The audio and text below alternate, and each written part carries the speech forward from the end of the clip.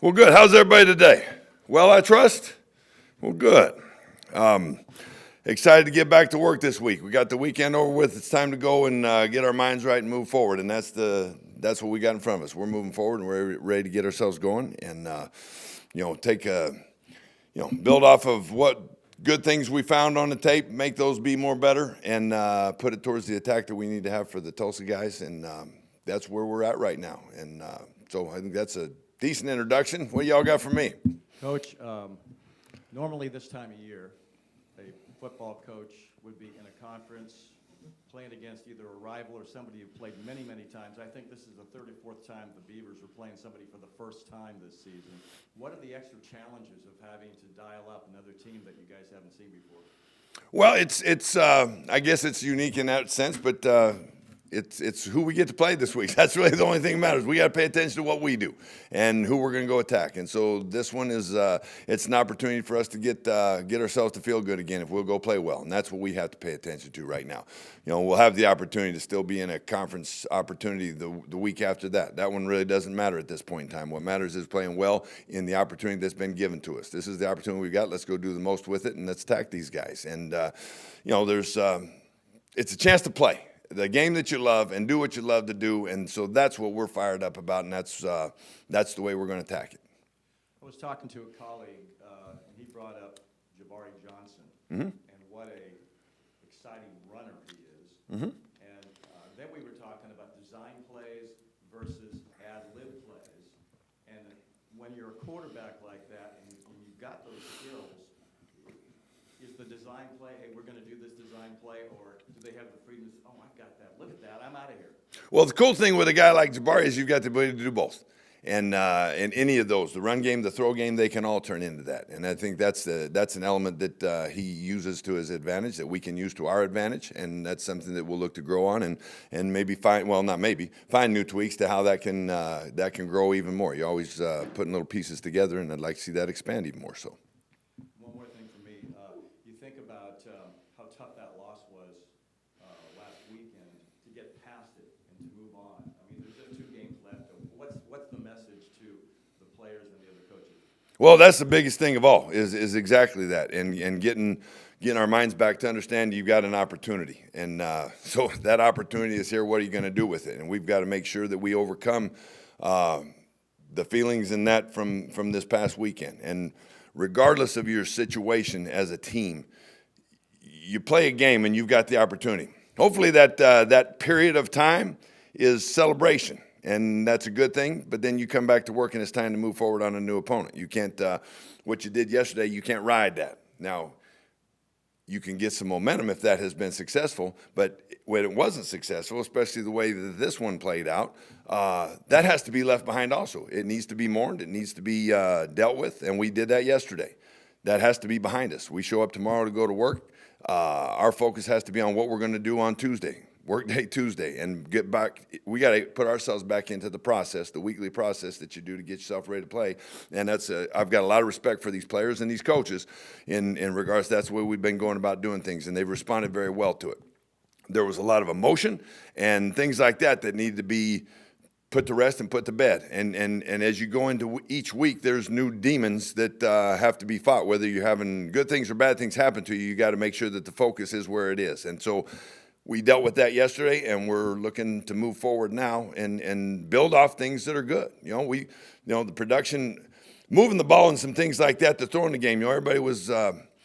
We didn't throw it as well the week before. We threw it a lot better. We got more movement and things like that were taking place. Had some guys have big games. Jabari threw a ball obviously a lot better. Wells had a hell of a game as a receiver. Hank had another great game running the ball. We need to build off of that. Certainly there were some opportunities that we need to make sure we capitalize on the offensive side of the ball. We get in the red zone, we need to score touchdowns. We need to score and do those things. And that we take care of that. We've got the ability to help ourselves win the game. On defense, our defense has played pretty well the last 2 weeks. Those are 2 good performances in regards to playing defensive football.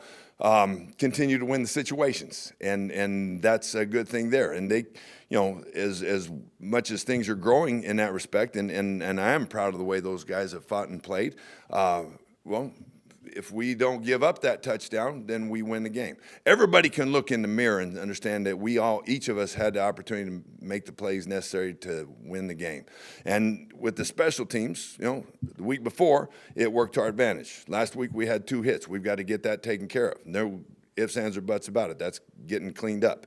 Needs to get cleaned up, and it needs to work for us. So that, to me, is where you go about it and you make things happen. And then it's the nature of you deal with the game and what's taking place. And that's what we talked about a lot yesterday also. Football is a situational game, and you need to win the situations. Well, if I'm on defense, my job is to don't let the other team score. If we have doesn't matter how I go out on the field. It could be because the perfect world where the score is 99-0 and everything we do is a sack or a tackle for a loss or an interception or whatever. That's all great. You get to go out there and play again. But if something has happened to your football team and it's a sudden change, whether you're backed up like we were on Saturday night, well, then keep points off the board. And they were able to do that in a red zone scenario. That was cool. Well, we've got to work to do that all the time. And whatever the scenario is that gets created, be it positive, build off of, or if it was something that happened against us, we have to respond to that with making something positive happen. And that's where, we've got to look to make a little bit more happen. There was, the cool thing about the defense playing situational football, we get the ball back with 1 minute and 23, 4, 5 seconds left inside the 30-yard line. We're still a timeout on the clock, go win the game. And we all feel a lot better about things. There's still going to be things that you're going to say, hey, this got to be better, that's got to be better, and all that. And that's going to be in every game that you play. And then being able to capitalize on it, each of us being able to capitalize on it. And that's, again, why it's the coolest team game that there is. In basketball is a team game, right? But if I play on the basketball team, I am the offense, I'm also the defense. I'm also the special teams, inbound, whatever it is. We all have to rely on each other, the other phases of the game, which I think makes it pretty cool. And it also helps you be able to deal with life as it goes on later down the ride, because you're going to count on a lot of people within your family and different things like that. So I know y'all didn't want to hear me talk about that, so we'll move on. You mentioned red zone offense, and that's been an issue all season long. Is there any common theme that you see in that as you look back at the tape on Saturday about what went wrong in the red zone or the maroon zone just outside it? I think the big thing is making plays that we have the opportunity to. I thought we had some opportunities to have made some plays that we got to make sure we secure finishing things. And some of them get seen more than others based on where that finish of that play necessarily takes place, if that makes sense what I'm saying. That's got to be our focus and what we work to do. And if we do it better this week, then it's going to help us play more better. And that's the nature of where we're at. Teams talked a lot about not wanting to ride Hank 30 carries a game. On Saturday, you only used him. Was that a senior day thing? Was there a reason that Hank was the only running back in action on Saturday? Well, I think Hank was playing pretty damn good. And I'm a firm believer if they ain't going to stop him, why should we? And if you got a hot hand, let it ride. And I think, Hank deserved the opportunity, being the last time he got to play here in front of our fans and Reeser and things like that. So there was a lot that contributed to that. But I thought, that's a guy that, I'd go anywhere with him. I'd any dark alley you want, whatever it is. He's a tough son of a buck, and it doesn't mean that the other guys in that room aren't either. I think we've got some good running backs here that can make some good things happen, and I think we'll continue to see more of those. Following up on that, one of those guys being Cornell, seems like he had a nice stretch there, but his usage is going down a little. I'm wondering, what has led to that, just him being kind of dialed back? Just opportunity, and he'll be back. You'll see him again. I like him too, a lot. Sure. Speaking to the defensive side of the ball, Aiden's been crucial in these last few games for you guys, but he came limping off at one point in the game. What's the latest that you can share, I guess, on his status? Well, I expect he's been dealing with injury. A lot of our guys have been dealing with injury, and that's why you've seen different faces in a lot of levels of the defense and the offense and the special teams. Different faces are coming in because guys have been in and out, been banged up, and he got banged the week before. He was able to battle himself back. My expectation is that we'll have him back.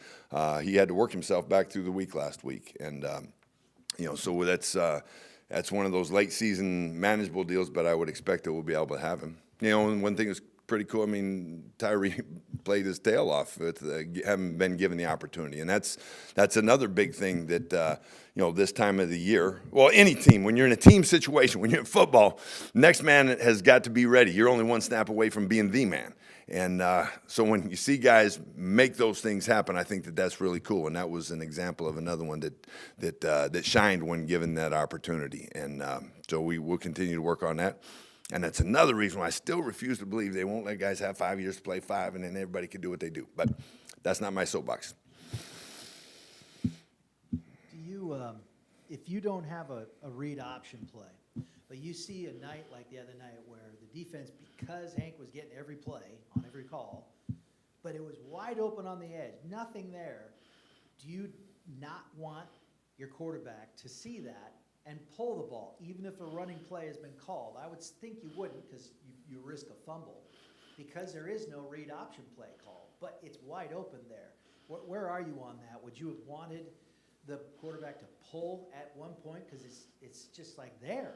Well, What do you think? a lot of people see a lot of things, and Jabari knows what he's seeing. He knows what he's doing, and then those opportunities are there. I think he's got the ability to do something with it, and when they're not there, he knows how to handle it. And it's everybody thinks they see what they see, but sometimes that's not what they see because of what's really taking place. And but it is a tool that he has and a tool that we have to use, and I'd like to think you'll see it grow.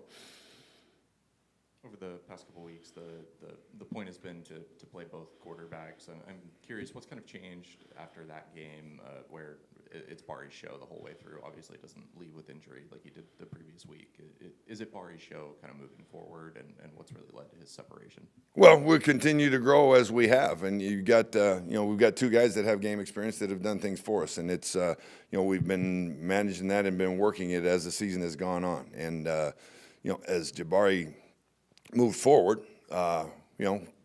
he was doing. We were throwing the ball better and making things happen, and we were moving pretty well. And so you continue to ride with that kind of if you got some things going, work with it. And it's we'll continue to go about it the same way. And I'd like to think that we're going to see much more growth this week. And again, the scenario we'll deal with as it comes about. However that is, whatever that is, it's the case. And we'll tweak some things to try to take more advantage of being able to hit the run game, the throw game, the protection game, any of those deals, if that makes sense what I'm saying. But I think it's just a matter of things continuing to grow. And, when you get opportunities, go snatch it and do what you can with it. One positive thing on Saturday night was Elijah Washington on the kickoff return game. He just seems to have some real sizzle, or whatever word you want to put with it. What do you see in him that makes him a good fit for that spot, and how can he grow in that going forward? Well, I think Elijah got some room to grow there, and he showed some juice, and he's got the ability to make some things happen, and that was good. That was one of the fun things. There's some fun things that we watched yesterday, and there were some things that are cleanup things that we watched yesterday, and obviously get over the pain things from yesterday. But that's a bright spot that's there, and I think a guy here's an opportunity and do something with it, and so we help continue for that opportunity to grow in as many ways as we can. So we're excited about that. I think it's cool. Again, I know playing a complete game was one of your goals, just kind of heading into this week to keep that win streak alive. When it comes just to finishing the game, what are some things that the team you feel like needs to do in order to find a little bit more success in that fourth quarter and kind of outlast your opponents to pull off some of those victories? Well, I think the big thing there is finishing your job. And paying attention to it that way. That was what had worked to our advantage the previous week. We kept battling. All three phases of the game kept battling in their fashion, in their responsibility, their requirement of what was necessary for the team, and found ways to make it happen. Didn't worry about anything that was going on. Made it happen. And we made the big throw, for example. So when the opportunity got presented, we made the big throw, the big catch on the sideline, the big run the next play, and got it in the end zone, and that put the scoreboard back into our favor. When we have those opportunities, we got to find ways to still connect and finish those plays. And that's what, as an offensive guy, that's what I get the opportunity to do. As a defensive guy, I get the opportunity to make sure that I get the ball back for our offense, because that's what the good Lord built the defense for, get the ball back for the offense without giving up any points. So that's where we have to pay attention to those things, and we structure that in practice. And then in special teams, we need to make sure that we not only we do our job, but we're doing something to favor the game, flip the game in our favor, whether it's a big return or a field position battle, whatever those things are, but take accountable for my own piece of responsibility. So we break those during the course of the week. We work to finish those deals. And, I thought our team, the difference in this one from the previous one, the team kept fighting to take care of the team, but we didn't get the play made that we needed to get it over the edge or respond to putting it back over the edge, whatever. It's the matter of paying attention to the scenario, if I'm making sense what I'm saying. Not by any stretch, was because no guy went out there and nobody tries to miss a tackle or not cover a guy or not block a guy or not make a good throw or a catch, whatever. Nobody tries to do any of those things. It's a matter of just building what you do throughout the course of the week, make those habits be as such that when the bullets fly on game night and that opportunity is there, that I'm making that play and I see myself making that play, and I've seen myself do it 1,000 times during the week, and it happens by natural reaction on Saturday. If it could happen the week before, it could happen this week, and those are both history. We got to deal with building everything we can to make it so it happens this week. And then if you get yourself in an opportunity where you can make it so it doesn't come down to the last plays of the game, that would probably make everybody happy. Might even put color back in my hair.